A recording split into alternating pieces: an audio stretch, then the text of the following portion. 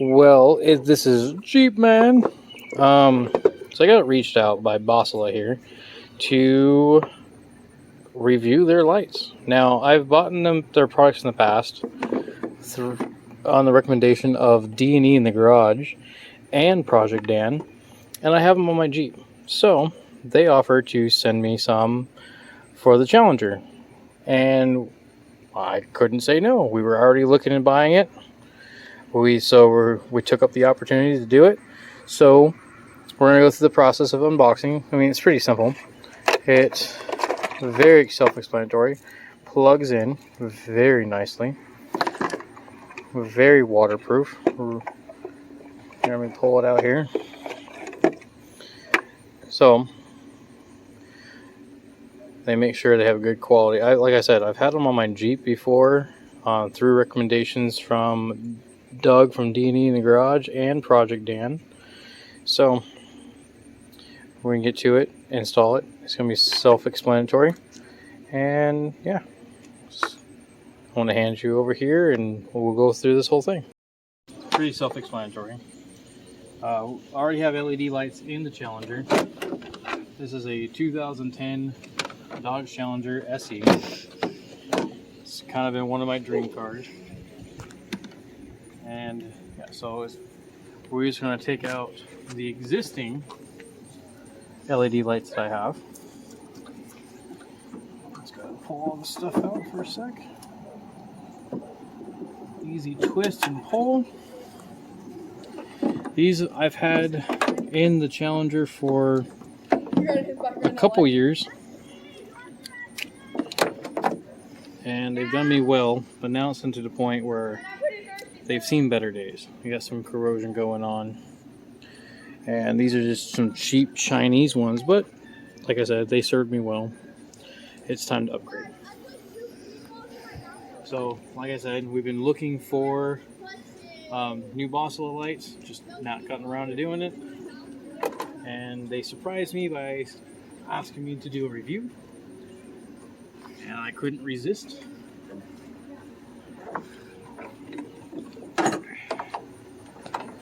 So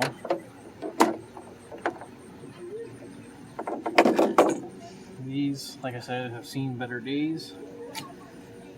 No corrosion on this one. It's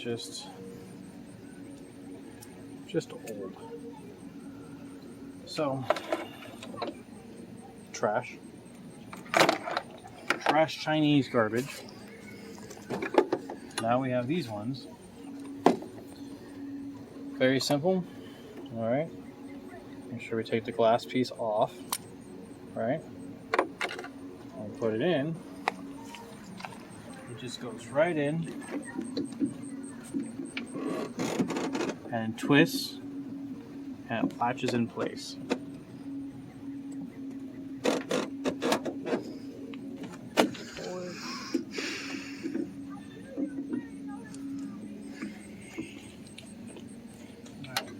Now it's in place. Take this. Now I want to probably screw this in on another day. I said the same thing with these, but they have no place to screw in and just never did it. And they give you a nice little spot so you can actually mount it properly, which is amazing. Good heat shielding. And you can look on these ones compared. It's just pretty, pretty in red, but that's it. No good heat yeah, I'm just stumbling on myself today. It's hot out here. But yeah, this has good heat distribution versus this. It does get hot, it burn out. We were having issues with this side anyway, so we were already looking to get rid of this. So, plug it in.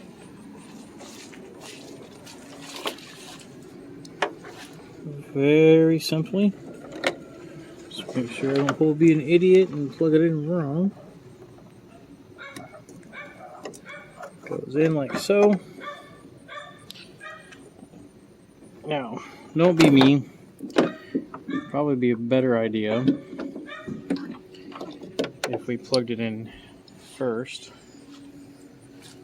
so we can screw it down and not have to fight with that small spaces, because I got fat hands.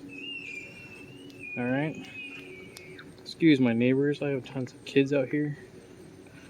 So, now we can plug it back in.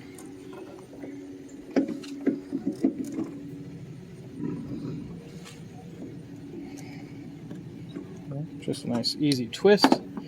See, now we gotta find that plug. Plug it in. Nice and neat. Snaps in place. Using the factory plug, so no splicing, no cutting, none of that stuff. And like I said, I'll probably come back in here. And mount it properly. Now we do the same thing over here. And unlike, I mean, no, that has it. I was gonna say, I didn't remember seeing a nice gasket on there, but they have gaskets. At least these ones are more pronounced. So like I said, plug it in, screw it down, make sure it's nice and watertight. So, and make sure take the glass off.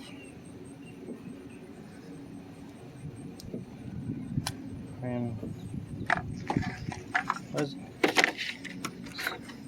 let's do it what the wife usually suggests about reading the instructions, right? I was told take the glass off before. Yeah, take the glass off. So I did the same thing on the Jeep, so that's why I was like, I don't know why it was taking so hard to get off. Alright, put that bad boy in here.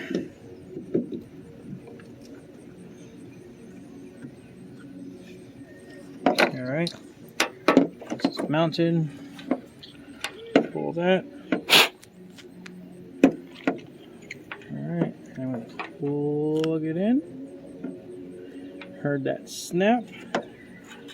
Like I said, I'm going to mount that later. Alright, now we're going to wait until night and we're going to show you both the Jeep and the Challenger because they both have the same lights. And the cool thing about these ones is that they do have, let's put this so they don't break the glass. They do have super bright white lights.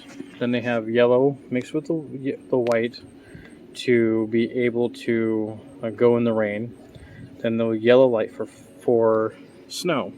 Now my Jeep doesn't have the flashing, the emergency flashing, but we'll see if these ones do. It says it does, but the other one said it did too. But I think the Jeep uses a much older hookup that it just doesn't work. So I'll show you these when it gets darker. So normal brights, rain, and then snow. So yes, I have driven this Challenger in the snow. Yes, these would be helpful, but with the Jeep being done, I don't see this Challenger ever seeing snow again. But if I do, now I can see. Alright, and then we'll do the Jeep. So now with the Jeep, I know we said we were going to do this in the dark, but with all the fireworks going off and everything else, it probably wouldn't be a good idea. So, have the missus in the car on the Jeep. So, brights, rain, and then snow. So, yep. They are absolutely amazing. Like I said, I got these ones because of Doug and Dean in the garage. So when they reached out to me, I couldn't resist. I also got their normal blinker lights for this, so it wouldn't have hyper flashing. So I'll probably do a video on that later. So yeah, I freaking love these lights, and I'm so glad that they reached out because we were already planning on getting them, and it just made it easier for us. Yeah, it's stupid hot out here, so I'm gonna go back inside and deal with the kids.